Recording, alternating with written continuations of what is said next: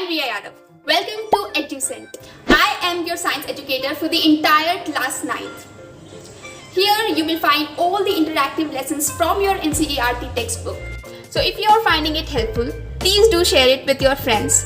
तो make sure आपने इससे पहले के 2 चैप्टर्स यानी कि motion and force and laws of motion पढ़ा हुआ है, क्योंकि इस चैप्टर में आप वहाँ से बहुत सारी चीज़ों को रिकॉल करोगे। तो force and laws of motion वाले चैप्टर में आपने 2 तरीके के फोर्स पढ़े थे, that is contact and non contact forces. तो ग्रेविटेशन भी ऐसा ही एक नॉन कॉन्टैक्ट फोर्स है जो कि दुनिया में हर ऑब्जेक्ट यानी दुनिया में नहीं पूरे यूनिवर्स में हर ऑब्जेक्ट दूसरे ऑब्जेक्ट पर लगा करके उसे अट्रैक्ट करता है। और इसके बहुत सारे फिनोमेना हम ऑब्जर्व करते हैं। जैसे डेली हम चंदा मामा को देखते होंगे, वो हमारे गोले के इर्द गिर्द घूमते रहते हैं। हमारा गोला सन का चक्कर काटता रहता है, और सिर्फ हमारा ही नहीं बल्कि जितने भी प्लैनेट्स हैं वो सारे सन का चक्कर काटते रहते हैं। इसके अलावा अगर हम किसी भी चीज़ को ऊपर फेंकते हैं तो वो ऊपर रहने के बजाय नीचे गिरने में ज़्यादा इंटरेस्टेड होता है। अर्थ उसको अट्रैक्ट कर रही होती है। इन्हीं सारी चीज़ों को ऑब्जर्व करते हुए न्यूटन बाबा ने हमको ये कंक्लूजन दिया है कि ये जो हर ऑब्जेक्ट दूसरे ऑब्जेक्ट को अट्रैक्ट कर रहा है, इस अट्रैक्शन के पीछे एक ही फोर्स रिस्पॉन्सिबल है, that is the gravitational force. अब कुछ बहुत सारे क्वेश्चन उठते हैं हमारे दिमाग में कि अगर अर्थ मून को अट्रैक्ट कर रहा है तो मून अर्थ पर आ क्यों नहीं जाता। तो देखो, क्योंकि अर्थ भी हमारा कॉन्स्टेंटली रोटेट करते करते सन के चक्कर लगा रहा है, इसलिए मून को एक प्रॉपर अर्थ का सरफेस नहीं मिल पाता अट्रैक्ट होने के लिए। अगर इसका प्रैक्टिकल एप्लीकेशन करना हो तो आप खुद अर्थ बन सकते हो और अपने हाथ में एक रस्सी बांध के उसके एंड पर एक पत्थर ले लेना, उसको मून कह सकते हैं। आप खुद भी रोटेट होना और उस पर भी फोर्स लगाना, उसको भी रोटेट करना। अगर आप कॉन्स्टेंटली ऐसा करते रहोगे तो वो पत्थर यानी कि मून आपके पास अट्रैक्ट तो होगा, नीचे गिरना तो चाहेगा, लेकिन उसको प्रॉपर सरफेस नहीं मिलेगा, इसलिए वो आपके साथ आपके इर्द गिर्द घूमता ही रहेगा। इसके अलावा कभी भी ऑब्जेक्ट्स का सेंटर एक दूसरे को अट्रैक्ट कर रहा होता है, तो अर्थ का सेंटर ही मून के सेंटर को अट्रैक्ट कर रहा है, जिसको कि सेंट्रीपेटल फोर्स बोलते हैं। और क्योंकि अर्थ के कांस्टेंट मोशन की वजह से उसका सेंटर की जो पोजीशन है वो कांस्टेंटली चेंज होती जा रही है, इसीलिए मून हमेशा उसके सेंटर की तरफ अट्रैक्ट होते हुए उसको रिवॉल्व करता रहता है। अगर अर्थ अपना सेंट्रीपेटल फोर्स नहीं लगा रहा होता मून पर, तो मून सर्कुलर मोशन की बजाय स्ट्रेट यूनिफॉर्म लाइन मोशन में आगे चला जाता। इसके अलावा न्यूटन बाबा का एक और ऑब्जर्वेशन था कि इनके सर पर एक बार एक एप्पल गिर गया था। तो यहाँ पर इन्होंने मोशन का 3rd लॉ लगा लिया कि हर एक्शन का एक इक्वल और ऑपोजिट रिएक्शन होता है। तो इन्होंने सोचा कि अगर अर्थ एप्पल को अट्रैक्ट कर रही है तो एप्पल भी तो अर्थ को अट्रैक्ट करना चाहिए ना, क्योंकि मोशन के 3rd लॉ के अकॉर्डिंग फोर्स तो दोनों में इक्वल ही लग रहा है। लेकिन मोशन के 2nd लॉ के अकॉर्डिंग हमारे जो फोर्स का फॉर्मूला होता है वो होता है मास इनटू एक्सेलरेशन। तो दोनों का मास इनटू एक्सेलरेशन इक्वल होगा। तो क्योंकि अर्थ का मास बहुत ही ज़्यादा है और एप्पल का मास बिल्कुल ही चिंदी है उसके सामने, तो अगर इन दोनों के फोर्स को इक्वल होना है तो एप्पल के एक्सेलरेशन को बहुत ज़्यादा होना होगा अर्थ के एक्सेलरेशन से। तो इसीलिए क्योंकि अर्थ के मुकाबले एप्पल बहुत ही ज़्यादा एक्सेलरेटेड है, तो वो ही हमें मूव करता हुआ दिखता है अर्थ की तरफ। और इसी रीज़न की वजह से हमारे जो सोलर सिस्टम में सारे के सारे प्लैनेट्स हैं वो सन का चक्कर लगा रहे हैं। सन थोड़ी ना किसी के इर्द गिर्द घूमता है। लेकिन अगर ऐसा है तो फिर क्यों मून अर्थ का चक्कर लगा रहा होता है? उसको भी तो सन को रिवॉल्व करना चाहिए। या फिर अर्थ क्यों सन का चक्कर लगा रहा है? अर्थ से भी भारी तो बहुत सारे प्लैनेट्स हैं, जैसे जुपिटर, अर्थ से ज्यादा मास होगा उसका, तो अर्थ को जुपिटर का चक्कर लगाना चाहिए। लेकिन ऐसा नहीं होता, क्योंकि यहाँ पर डिस्टेंस वेरी करता है। सेम ऐसा ही तो मैग्नेट में भी होता है। अगर आप 2 मैग्नेट के ऑपोजिट पोल्स को दूर ले जाओगे तो वो अट्रैक्ट नहीं होंगे, लेकिन अगर पास लाओगे तो वो बहुत ज्यादा अट्रैक्ट हो जाएंगे। देखो, इस यूनिवर्स में जितनी भी चीजें एक दूसरे को अट्रैक्ट कर रही है ना, अगर 2 चीजें हैं जैसे ए है बी है, दोनों का कुछ ना कुछ मास होगा और इन दोनों के बीच में कुछ ना कुछ डिस्टेंस होगा, तो इन दोनों के बीच का जो फोर्स होगा वो इनवर्सली प्रोपोर्शनेट होगा इन दोनों के बीच के डिस्टेंस स्क्वायर से। यानी अगर इन दोनों के बीच का डिस्टेंस कम होता है तो अट्रैक्शन ज्यादा होगा, अगर डिस्टेंस बहुत ज्यादा होता है तो अट्रैक्शन कम होगा। लेकिन अगर सिर्फ यही बात है तो क्रिकेट खेलते टाइम वो बॉल सीधा हमारे हाथ पे आके क्यों नहीं चिपक जाती, वो नीचे क्यों गिरती है? या फिर अगर अभी आप ये वीडियो को अपने डिवाइस से देख रहे हो, तो अगर आप अपने डिवाइस को छोड़ दो तो आपका डिवाइस आपके हाथ से अट्रैक्टेड रहने के बजाय अर्थ से अट्रैक्ट होने में ज्यादा इंटरेस्टेड होगा। ऐसा इसलिए क्योंकि फोर्स डायरेक्टली प्रोपोर्शनल होता है दोनों ऑब्जेक्ट के मास प्रोडक्ट से। यानी अगर आपको किसी भी 2 ऑब्जेक्ट का मास और डिस्टेंस पता है उनके बीच का, तो आप उनके बीच का फोर्स ऑफ अट्रैक्शन या ग्रेविटेशनल फोर्स भी पता कर सकते हो, क्योंकि रिमेंबर फोर्स डायरेक्टली प्रोपोर्शनल होता है दोनों ऑब्जेक्ट के मास प्रोडक्ट से और इनवर्सली प्रोपोर्शनेट होता है उनके डिस्टेंस स्क्वायर से। और अगर हमें यहाँ का ये प्रोपोर्शन वाला साइन हटाना है और इक्वल लगाना है तो यहाँ पर हमें एक कोई कांस्टेंट चाहिए, जिसके लिए हमारे पास हेनरी कैवेंडिश के द्वारा दिया गया एक यूनिवर्सल ग्रेविटेशनल कांस्टेंट है। इस यूनिवर्सल ग्रेविटेशन कांस्टेंट की वैल्यू है 6.673 इंटू 10⁻⁻11। कुछ बहुत ही बैलेंस्ड एक्सपेरिमेंटेशन के बाद ये वैल्यू निकाली गई है जी की, so you can also accept it and you have to remember it also. और अगर आपको इसका जो यूनिट है वो पता करना है तो इसके लिए आप जी को एक साइड करते हुए फोर्स से डिस्टेंस स्क्वायर को मल्टीप्लाई कर दो और ये जो दोनों के मासेस प्रोडक्ट में है उनको यहाँ पर लाके डिवाइड कर दो and then you will get that G is equals to force into distance square by M into M. अब देखो फोर्स का यूनिट होता है न्यूटन, डिस्टेंस का यूनिट होता है मीटर और उधर स्क्वायर लगाया तो इधर भी लगा देंगे, और जो मास है उसका यूनिट होता है केजी, और क्योंकि मास 2 है तो हम यहाँ पर kg स्क्वायर भी लगा देंगे। So that's how you will get it as 6.673 into 10⁻⁻11 newton metre square पर kg square. Now this was the most important thing you could take from this chapter. Just give it a permanent place in your head and remember it. लेकिन यार अगर हर चीज़ का एक दूसरे से attraction हो रहा है तो हर चीज़ एक दूसरे की तरफ अट्रैक्ट होती हुई दिखती क्यों नहीं है? हर चीज़ बस अर्थ से अट्रैक्ट होती हुई क्यों दिखती है? So you can imagine it like all the matter in this universe is magnet with variable sizes and shapes and all are already attracted to the biggest magnet. तो ऑब्वियसली अगर छोटे छोटे बहुत सारे मैग्नेट्स एक बड़े से मैग्नेट से अट्रैक्टेड है तो उनको एक दूसरे के बीच का अट्रैक्शन फील नहीं होगा। So this was our universal law of gravitation in which we saw every object in the universe attracts every other object with a force. जिस force को count भी किया जा सकता है इस amazing formula से। अब इसके next part में we will see free fall in detail.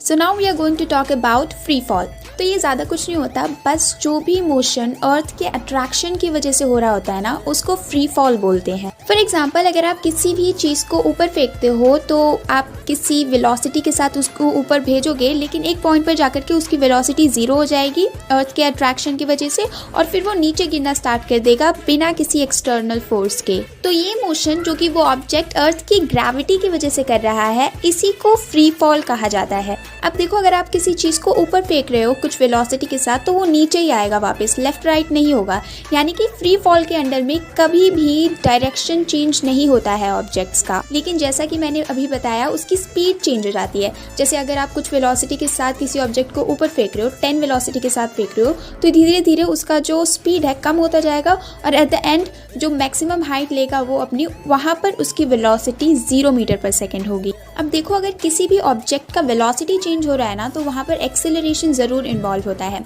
तो इस फ्री फॉल के टाइम पर भी एक्सेलरेशन इन्वॉल्व होता है अर्थ की अट्रैक्शन की वजह से, इसीलिए इसको एक्सेलरेशन ड्यू टू ग्रेविटी कहा जाता है और इसे हम डिनोट करते हैं स्मॉल g से।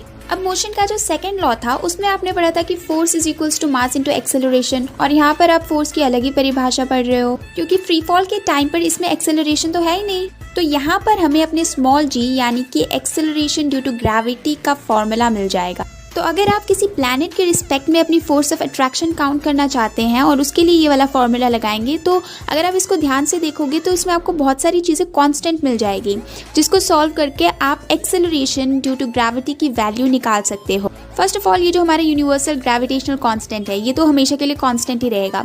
दूसरा जो मास है, अगर हम अपने प्लैनेट की बात करें तो अर्थ का मास भी कांस्टेंट है। तीसरा डिस्टेंस भी कांस्टेंट है। तो इन सबको काउंट करके हमें एक्सेलरेशन ड्यू टू ग्रेविटी की वैल्यू मिल जाती है और बस उससे जो भी मास है उस ऑब्जेक्ट का उसको मल्टीप्लाई करके हम फोर्स ऑफ अट्रैक्शन अर्थ से किसी भी ऑब्जेक्ट का निकाल सकते हैं। तो अगर हम अर्थ के एक्सेलरेशन ड्यू टू ग्रेविटी की बात करें तो वो कैलकुलेट करके निकाली गई है 9.8 मीटर पर सेकेंड स्क्वायर, और क्योंकि हमारा गोला परफेक्ट गोला नहीं है, थोड़ा सा ओवल शेप में है, तो इक्वेटर पे उसका रेडियस ज्यादा होता है।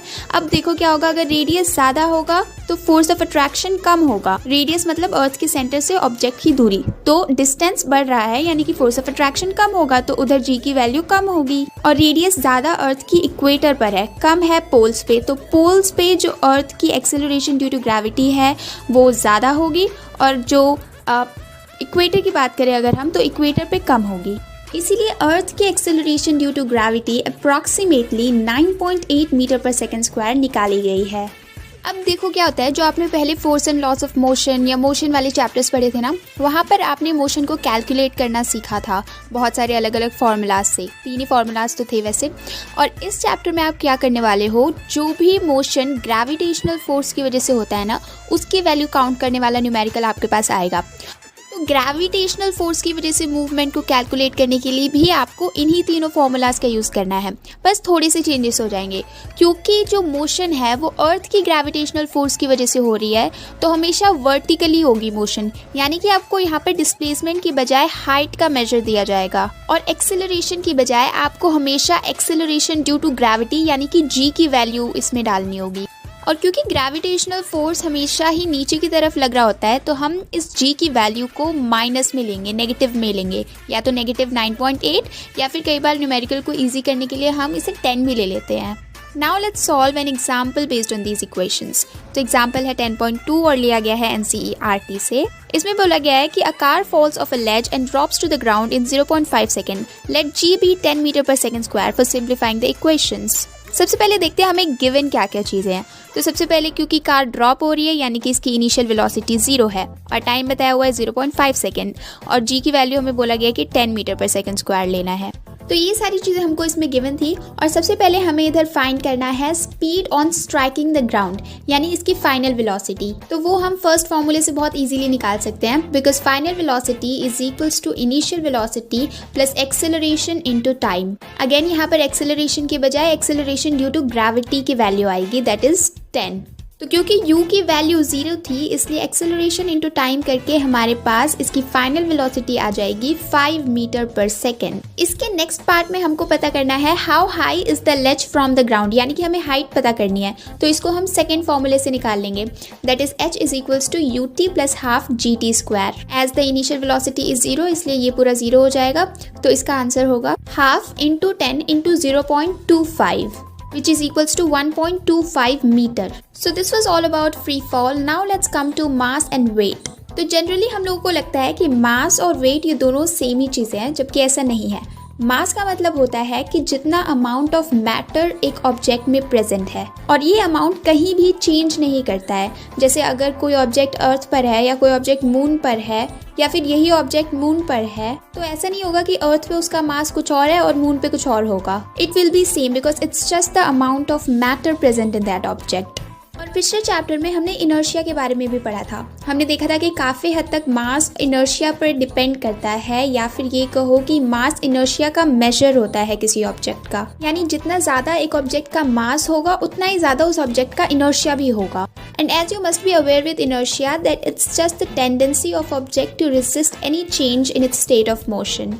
तो ये तो मास हो गया। अब देखते हैं कि वेट क्या होता है, या वेट जिसको हम एग्जैक्टली समझते हैं वो वेट होता भी है या नहीं। जनरली हम वेट का यूनिट केजी समझते हैं, जबकि ऐसा नहीं है। मास का यूनिट होता है केजी। तो देखो, हम सब जानते हैं कि अर्थ हर चीज़ को अपनी तरफ एक फोर्स से अट्रैक्ट कर रही होती है, जिस फोर्स की वैल्यू हम निकाल सकते हैं mass into acceleration due to gravity से। तो किसी भी ऑब्जेक्ट का वेट भी ये फोर्स ही होता है जिससे अर्थ उसको अट्रैक्ट कर रही है। यानी वेट को निकालने के लिए भी अगर आप उस ऑब्जेक्ट के मास से एक्सेलरेशन ड्यू टू ग्रेविटी को मल्टीप्लाई कर दोगे, तो आपको वैल्यू मिल जाएगी उसके वेट की।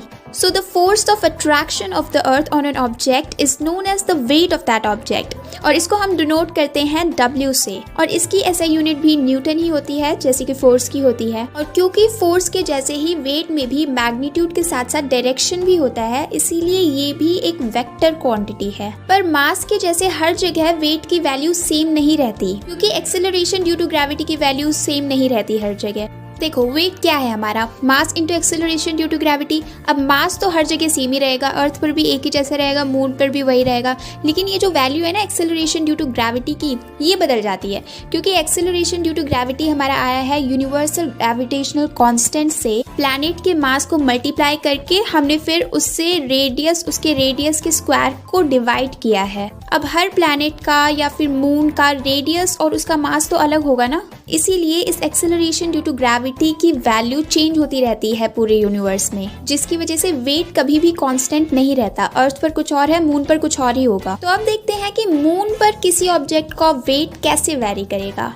बहुत आसान है। देखो मास तो हर जगह सेम ही रहेगा, चाहे मून हो चाहे कोई भी जगह हो, इसलिए हम बस इसकी एक्सेलरेशन ड्यू टू ग्रेविटी की वैल्यू निकाल के मल्टीप्लाई कर देंगे। एक्सेलरेशन ड्यू टू ग्रेविटी की वैल्यू कैसे आएगी? Simple, it's universal gravitational constant into mass of the moon divided by radius of the moon square. Approximately moon के एक्सेलरेशन ड्यू टू ग्रेविटी की वैल्यू आ जाएगी 1.625 मीटर पर second square. तो बस अब इससे आपके मास को मल्टीप्लाई करके हम बता सकते हैं कि आपका वेट मून पर क्या होगा। और अगर हम वेट ऑन मून से वेट ऑन अर्थ को कंपेयर करें तो जो भी आपका वेट अभी अर्थ पर है ना, उसका 1/6 मून पर होगा। यानी if you are here 60 kg तो मून पर आपका वेट 10 kg दिखाई देगा। So this is all for now. In its next part we will cover the rest of the chapter.